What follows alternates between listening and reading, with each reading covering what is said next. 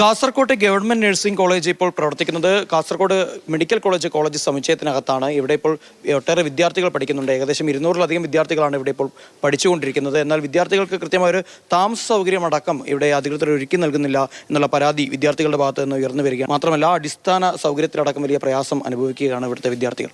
നമ്മളിവിടെ 3 വർഷമായിട്ട് ഈ നഴ്സിംഗ് കോളേജ് ഇവിടെ സ്റ്റാർട്ടായിട്ട് ഇതുവരെ നമുക്കൊരു ഹോസ്റ്റൽ സൗകര്യം ഇതുവരെ നമുക്ക് റെഡിയാക്കി തന്നിട്ടില്ല. ഇതുവരെ നമ്മൾ താമസിച്ചുകൊണ്ടിരിക്കുന്നത് ഈ ഉക്കിനടുക്ക എന്ന ഒരു പ്രദേശത്താണ്. അടുത്തൊരു ബാച്ച് വരികയാണെങ്കിൽ തന്നെ ഈ ഉക്കിനടുക്ക എന്ന പ്രദേശത്ത് നമുക്ക് നിൽക്കാനായിട്ട് സാധിക്കുകയില്ല. നമ്മൾ ഈ സമരം മുന്നോട്ട് വെച്ചതെന്ന് വെച്ചാൽ നമുക്ക് പുറയിൽ MBBSൻ്റെ ഒരു ഹോസ്റ്റൽ ഇവിടെ പ്രവർത്തനം ആരംഭിക്കാൻ 2 ആഴ്ച എടുക്കുമെന്ന് പറയുന്നു.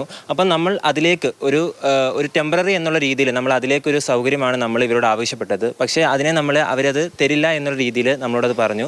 ആ ഒരു രീതിയിലാണ് നമ്മൾ ഈ സമരം വെച്ചത്. ഞങ്ങൾ 3 ബാച്ചുകൾ എന്ന് പറയുമ്പോൾ 179 സ്റ്റുഡൻസാണ് വരുന്നത്. എല്ലാവരും ഇവിടെ നിന്ന് പഠിക്കുന്ന വിദ്യാർത്ഥികളാണ്. അപ്പോൾ ഇത്രയും പേർക്ക് ഈ ഒരു റിമോട്ട് ഏരിയയിൽ വീടുകൾ കണ്ടെത്തുക എന്നുള്ളത് വളരെ ബുദ്ധിമുട്ടായിട്ടുള്ള ഒരു കാര്യമാണ്. അതൊന്നാമത്തെ കാര്യം. രണ്ടാമത്തെ കാര്യം എന്ന് പറയുമ്പോൾ തൊട്ടടുത്ത് തന്നെ പെരള ബോർഡറാണ്, ചെക്ക് പോസ്റ്റ് ബോർഡറാണ്. അപ്പോൾ നമുക്ക് പരിചയമില്ലാത്ത പല മുഖങ്ങളും ഈ ഗേൾസിൻ്റെ ഹോസ്റ്റലിലെ ഭാഗങ്ങളായിട്ട് കാണാറുണ്ട്. അപ്പോൾ നമുക്ക് ഈ ഗേൾസിനെ പൊതുവെ ഒരു സേഫ്റ്റി ഇഷ്യൂസ് ആയിട്ട് വരാറുണ്ട്. ഗേൾസ് ഇപ്പോൾ താമസിക്കുന്ന റൂമുകളുടെ അടുത്തൊക്കെ ആയിട്ട് തന്നെ അവർക്ക് പല തവണകളായിട്ട് പാമ്പുകളെ കണ്ടിട്ടുണ്ട്. പിന്നെ ഒരു കുട്ടിക്ക് ഇവിടെ കുറച്ച് മുമ്പായിട്ട് ഒരു സ്നേക്ക് ബൈറ്റ് ഇഷ്യൂ ഉണ്ടായിട്ടുണ്ടായിരുന്നു. അപ്പോൾ അത്തരത്തിലുള്ള കാര്യങ്ങളെല്ലാം ഉണ്ടായിട്ട് അത് കൂടാതെ വാടക എന്ന് പറയുന്നത് നമുക്ക് ഒരു റൂമിന് 5,000 റുപ്പീസാണ് സ്റ്റാർട്ടിങ് വരുന്നത്.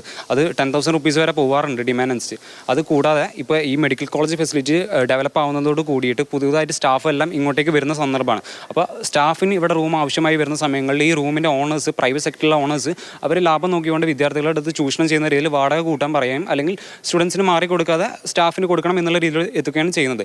അതും കൂടാതെ നമുക്ക് ഈ ക്ലിനിക്കൽ ആവശ്യത്തിന് നമ്മൾ കോഴിക്കോട് ഒരു സെമസ്റ്ററിൽ 2 മാസമെങ്കിലും മിനിമം കോഴിക്കോട് പോകേണ്ടതായിട്ട് വരും.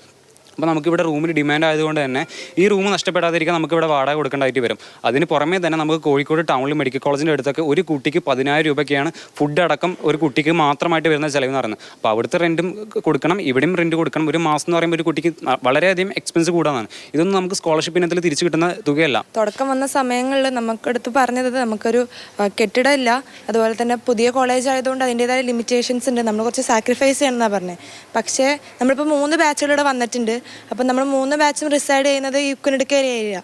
അപ്പോൾ ഇനി ഒരു ബാച്ച് വന്നു കഴിഞ്ഞാൽ പെൺകുട്ടികളായാലും ആൺകുട്ടികളായാലും റിസൈഡ് ചെയ്യാനൊരു ഏരിയ ഇല്ല. നമ്മളിപ്പോൾ സമരം ഉന്നയിക്കാൻ ശ്രമിക്കുമ്പോഴും മാക്സിമം അവർ പിന്തിരിപ്പിക്കുകയാണ് ചെയ്യുന്നത്. പക്ഷെ നമുക്ക് ഈ ഒരു സാഹചര്യത്തിൽ നമുക്ക് സമരം ചെയ്തേ പറ്റൂ.